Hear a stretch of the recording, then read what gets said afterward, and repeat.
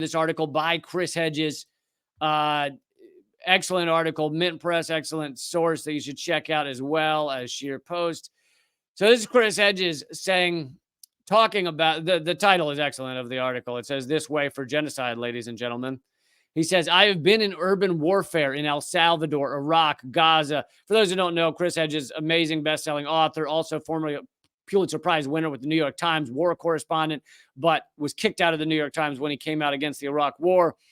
He says, "I've been in urban warfare in El Salvador, Iraq, Gaza, Bosnia, and Kosovo. Once you fight street by street, apartment block by apartment block, there's only one rule: kill anything that moves. The talk of safe zones, the reassurances of protecting civilians, the promises of, quote, surgical and, quote, targeted airstrikes, the establishment of, quote, safe evacuation routes, the fatuous explanation that civilian dead were caught in the crossfire, the claim that the homes and apartment buildings bombed into rubble were the abode of terrorists, or that errant Hamas rockets were responsible for the destruction of schools and medical clinics, is part of the rhetorical cover to carry out indiscriminate slaughter." Israel's defense minister, Yoav Gallant, calls Palestinians, quote, human animals. Prime Minister Netanyahu called them, quote, human beasts.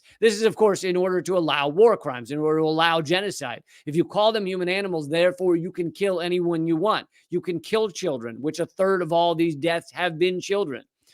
Israeli President Isaac Herzog on Friday dismissed calls to protect Palestinian civilians. He said, quote, "It is an entire nation out there that is responsible." Not true.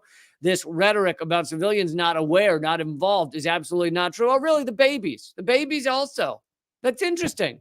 Even the babies, even the 4-year-olds that you've murdered, they're all responsible. Really? That's fascinating. I had no idea. That is a fucking hardworking 4-year-old. That is the fact that they are part of Hamas at that age. Really impressive, really.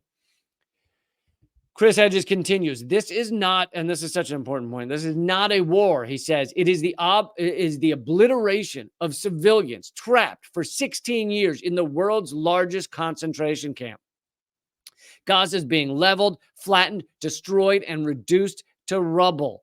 Hundreds of thousands of its impoverished residents will be killed, wounded, or left homeless without food, fuel, water, and medical help. Nearly 600 children are already dead. The UN says 12 of its staff have been killed by Israeli strikes. 21 of 22 UN health facilities in Gaza have been damaged. So you see that Israel's claim that they didn't bomb the hospital. Well, that's funny because you're bombing multiple health clinics. They've bombed 21 of 22 health clinics. So if you're bombing health clinics, why should we assume you wouldn't bomb a hospital? The brief glimpses of Israeli atrocities that make it out will be dismissed by Israeli leaders as anomalies or blamed on Hamas.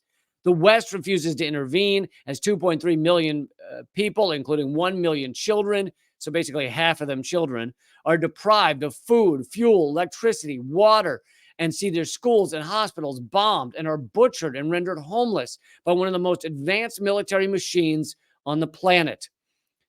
I'll wrap up here in a minute. The gruesome images of Israelis gunned down by Hamas is the currency of death. He's talking about the Hamas attack. Quote, "It trades carnage for carnage, a macabre dance that Israel initiated with the massacres and ethnic cleansing that allowed for the creation of the Jewish state, followed by decades of dispossession and violence meted out to the Palestinians. The Israeli army, before the current assault, had already killed 7,779 Palestinians in Gaza since the year 2000. The Biden administration has proposed unconditional Israeli support and weapons shipments. The U.S. carrier strike group has been deployed to the region. Israel says it recovered 1,500 bodies of Hamas fighters after the Hamas attack. That number alone is more than the 1,300 Israeli victims.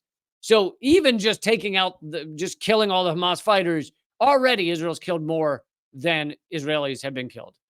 But that doesn't, now they've killed thousands in Gaza of innocent people. That the people that didn't even know Hamas was going to attack Israel, people that didn't have any understanding of what Hamas fighters might do or had done. Israel says, sorry, I did that. Nearly all the dead Hamas fighters, I suspect, were young men born inside the Gaza concentration camp who had never seen the outside of the open-air prison until they burst through the security barriers erected by Israel. If Hamas fighters possessed Israel's technological arsenal of death, they would be able to do their killing more efficiently. But they do not.